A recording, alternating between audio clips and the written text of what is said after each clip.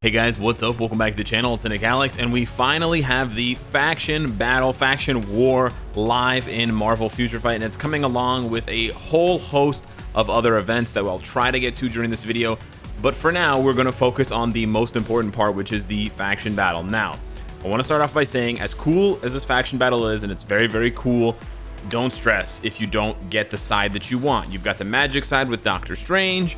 Reckless advances in science and technology can have side effects. In order to keep the right balance, proper management is essential. Or you're a big fan of Iron Man, Tony Stark, and the science team. A variety of supernatural forces across the vast universe poses unknown threats. To create a peaceful future for our planet, we must arm ourselves with more advanced science and technology. It really doesn't matter which side you choose. The rewards are almost identical. However, if you want the optimal playing experience, then you're going to want to follow some tips and advice I have for you, because unlike the old faction battles that literally had no bearing on your playing, this new faction battle actually introduces a new limited time event story stage. Basically, there's 3 stages in increasing difficulty with increasing rewards, and the rewards for the most part come in the form of faction battle points that will then be multiplied if you are using specific characters. So they're really highlighting this like magic versus science side this time around. It's really, really cool. I want to dive into it, but I wanted to just give you guys that whole spiel off the top, because people are gonna get stressed out. I really wanted to choose science. I really wanted to choose magic. It doesn't really matter. The rewards are almost identical. If you're sweating it over 20 Spectrum bios, don't. All right, so here you click choose faction. What happens here? So now you can choose each faction. However, here is where it gets more interesting. Main character list. You can take a look at the list ahead of time, and you can see the list of bonus characters. Now keep in mind, if you don't have a uniform for a character, it will reflect that. So I actually switched the uniform on Ghost Rider because I'm building up his uniform XP, so that's why it's showing me the old Ghost Rider. I don't have to use that 70s Ghost Rider uniform. I can use the new King of Hell uniform, and that goes for all of the characters. But these are the characters for the magic side. You've basically got 3 premium characters in Enchantress, Magic, and actually just Enchantress and Magic. I don't know who the 3rd premium character was. I guess Scarlet Witch is kind of premium, but there's a lot of easy to farm characters here, but you're gonna want to use these characters, and you can't use the same characters for any of the, you can't reuse the same characters for any of the runs in those 3 missions. So you basically want to make sure, if you want, again, the maximum possible faction rewards,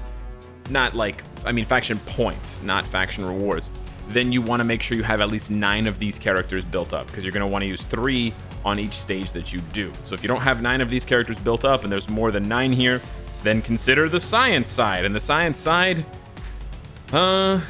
yeah, it's pretty similar in terms of having 1 epic quest character, 1 expensive world boss type character, a bunch of free-to-play characters, and then 2 premium characters in both Mr. Sinister and Ironheart. I would say on average the characters in Magic are better than the characters in Science. That's just on my offhanded look at things, because you basically got Vision, Cable, and Iron Man, and then there's a big drop off to the rest of them. I mean, Maker's pretty good, whereas here you've got Doctor Strange, Scarlet Witch, Ghost Rider, Thor, and Loki. That whole top line is amazing. So I think I'm gonna have to choose. Oh, okay? Clicking that just sends you back. I think I'm just gonna choose Magic if I can. Okay, I chose Magic. Cool. And it's pretty much almost equalized. So now that we're in, we can join the faction war, and we can actually play this daily mission. You can go ahead here and you can check out the faction battle rewards. We'll talk about that in a second. So if you win the faction battle, you get those rewards. If you lose the faction battle, you get those rewards. So it's basically the only difference. Actually, they changed the gold this time around. It's a little bit better. So you get double the gold. You get 500,000 versus 250,000 win or lose. That's a little bit better. But the rest of it is basically almost the same. You get a 6-star ISO. I guess you don't get the 6-star ISO if you lose. And then you get 40 bios versus 60 bios. So there's a bit more of an incentive this time around to win. But to be honest with you, whether you win or lose is not really up to you, because if you get into a faction that has a lot of whale players, a lot of hardcore, all-day farmer type players who can just play the game infinitely, they're going to win you the faction battle. So it's not really under your control, which is why I wanted to stress at the beginning that it doesn't really matter if you win or lose, because as you can see here, very similar to something like the cosmic core, everything you do in the game is going to give you faction points, and then the faction points will add up.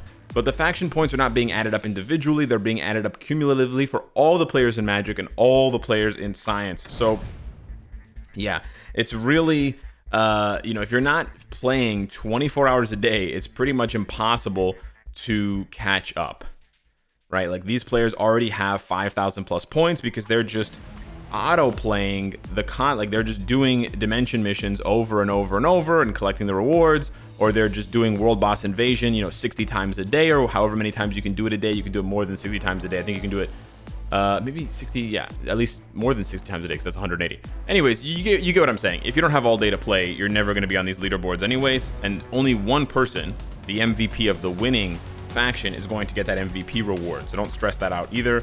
The 3,000 crystals, that's just a one-time player thing. However, new to the faction battle, on top of these stages, the Last World Order, and the Last World Order, you also have this deluxe pack. So we're going to get into this in a second, which is really, really cool, and I'll give you some tips on that. But first, I want to cover the deluxe rewards, because you can purchase for 2,500 crystals these extra perks, and then as you get contributions and go through the phases, this is sort of like a mini battle pass type thing. These are the regular rewards that everyone is going to get, everyone regardless, on the left. And then if you pay the crystals, you get some extra rewards, and you actually get a 500 crystal refund. Now, the rewards overall on the deluxe side are not very good. There are, like, the rewards themselves, the types of rewards, tier 3 materials, awakening, are good, but the amounts that you get are not good. You only get 40 awakening crystals in total. You get like 100 or less of the tier 3 materials, so there's just not enough quantity to make this worth it, even though it's only 2,000 crystals. Really, the only reason why you would purchase this deluxe pack is if you desperately needed more mega rank up tickets. Now, keep in mind, you can get a mega rank up ticket through the battle pass for a dollar amount. You see right here, it's the last reward here. So you can pick this up for $14. However, $14 is more than 2,000 crystals if you're just buying the crystals straight up. If you're saving up a Stark stash, 2,000 crystals is going to cost you less than $5.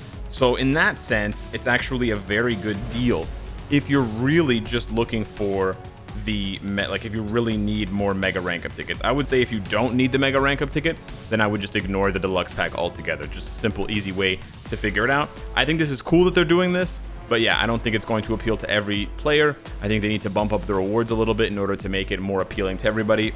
I think if I got, double, maybe triple the awakening materials, or if I got to choose, like if I could forego the tier 3 materials and forego the uniform XP chips and just get more awakening materials and Mandalays, I might actually pay the 2,000 crystals, because it's honestly not really bad otherwise.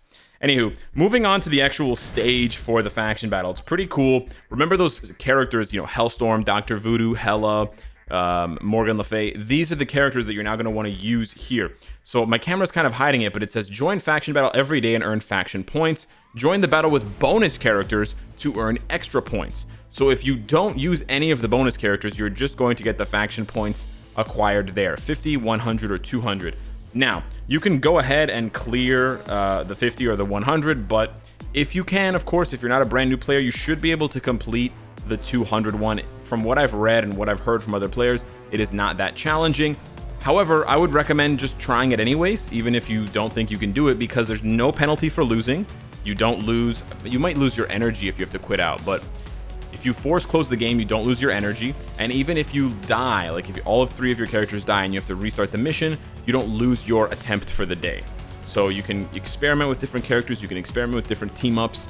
You're not going to lose any rewards, you're not going to lose any attempts. So we're going to jump in here and we're going to fight these bosses and see how difficult they are. You can see there it says Magic Faction bonus characters. Use bonus characters to earn extra points. So it's a really, really cool thing. I love this a lot here. More points can be earned at a higher difficulty, sure. Use bonus characters to earn extra points. The amount of points earned is based on the character's bonus upgrade level, difficulty, tier, and rank. So you can see here that because Dr. Voodoo is only tier 2, and because my Doctor Strange is tier 3, he's going to give 100 points versus Dr. Voodoo only giving 50. Now, I'm not 100% sure why Doctor Strange is giving 100 and Loki's only giving 70. That one I can't figure out. Maybe it's because they're regular tier 2 characters, whereas Doctor Strange and Scarlet Witch are native tier 2 characters. That's probably what it is. But let me just quickly swap over Ghost Rider's uniform so he's actually functional for this content, and then we'll jump right back in and see, because I've actually never played this before, so this is all brand new content for me. We're gonna bring in Scarlet Witch for the first one. We're gonna bring in her son Wiccan, and we want to make sure that we use up all of the most expensive characters here. So you know what, I'm actually, if I use Wiccan, I'm not going to use Dr. Voodoo. We got to be careful here, because you can see Enchantress is actually a little bit more expensive. She's a 60 point rather than Morgan Le Fay is, so it's a bit bizarre. But yeah, we're going to do that for the first one here. We want to make sure we get the most number of points possible. So then we'll use Doctor Strange, Loki, and Thor for the next one. And then for the last one, we'll use Ghost Rider, Magic, and someone else. Keep in mind, if you can't clear with all 3 of the bonus characters because they're not built up, you can always bring in 2 of the bonus characters. For example, let's say I didn't have Scarlet Witch, and then you can bring in a character that can carry you through the rest of the content that's much, much stronger, that is going to be able to just, you know, one-shot or whatever. But anyway, I don't know how difficult this content is, so let's jump in and see. Shouldn't be that difficult from what I've heard, though. And let's see how cool this is as well. Oh, so it's like a, oh, okay. Ooh, this is like a Alliance Conquest, but it's way more cinematic. Okay, okay. I'm not angry with this. I'm not angry. I actually kind of like Conquest. I just don't like the fact that it's PvP and that it is at a set amount of time. It's at a set time every day.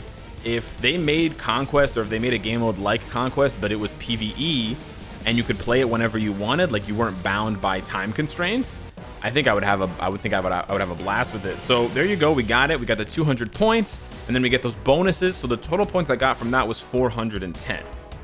So that's gonna accelerate my collection of the Spectrum rewards. So you could honestly strategize this a little bit more if you wanted to. You could bring in characters that have like AoE and things like that to take advantage of more points, but we're just gonna go ahead with this team here. Doctor Strange, Ghost Rider, and Magic. I don't think this is gonna be difficult at all.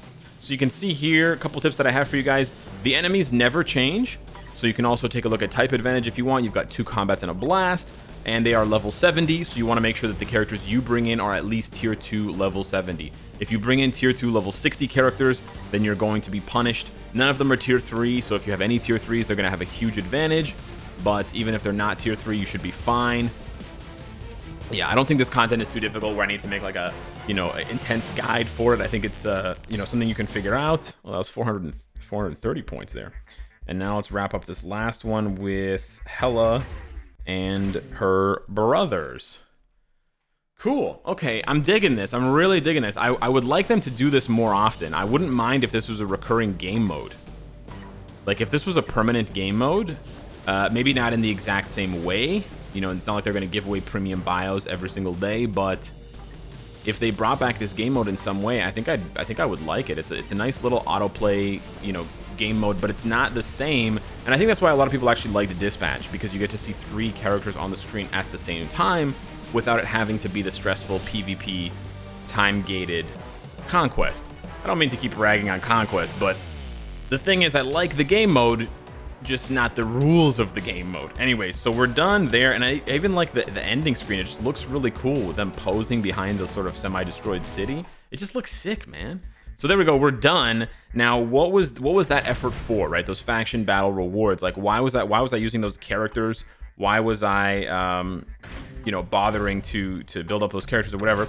Keep in mind, sorry, I just want to notice ahead of time, before I get into anything else, it didn't use my boost points. It did use energy, but it didn't use boost points. So you can literally run this whenever you want, which is great.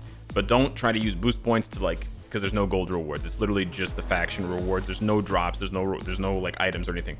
But anyway, we go over to faction battle rewards, and you can see there that my contribution level went up because I got a certain number of contribution points. And again, I can further, right? If I want to get these other rewards now, I can further that by just going here and farming other content, like just doing the different game modes in the game. So you're not limited to just what you get from Faction War. Faction War is just providing you with a bit more content and a bit more context for the battle. I also know that if you choose the science side, the enemies will be different. You'll be fighting against, you know, Doctor Strange, Scarlet Witch. It's really cool. So if you're still undecided on who you want to choose, maybe you would choose the side based on who you want to fight against, which would be pretty hilarious. So Yeah, but all it's basically doing when you use those bonus characters is just accelerating, it's speeding up how fast you're going to get through these rewards. So if you really can't wait to unlock Spectrum, then I would say choose the side where you have the most characters. Make sure you use all of those characters to get the bonus rewards for the bonus faction coins and or bonus faction contribution, and then run through all of the content in the game. You know, especially things like World Event. Queue up for World Event. That's 50 points right there. Squad Battles, another 50 points if you get your daily contribution. Make sure you do all that content to get more faction battle rewards. It's sort of like a mini battle pass, a mini cosmic core, which is also really helpful because the cosmic core is on right now. And actually, I probably should have turned on the cosmic core. Oh, that's an amazing reward. Do you get cosmic energy from doing faction battle? Probably not, but that's okay. So anywho, I'm really happy to see the faction battle finally in the game. I really like this kind of content. It feels like an actual battle from the comics, and it feels thematic because you're rewarded for using specific characters. This is the kind of content I want to see more of in Marvel Future Fight. This is why we love things like Shadowland, where you have very specific stages, and it's like, hey, you're gonna fight against the Sinister Six, and you've got to use a Spider-Verse character. Like, that is one of the best stages they've ever created because it gives you a moment where you can just go in and reenact a scene from a comic, from a movie, from a TV show, from your childhood, etc. So hopefully they'll do more of that. This is really, really good stuff. Let me know what you think of the faction battle / faction war. Thank you so much for watching, and I will see you in the next one. Take care.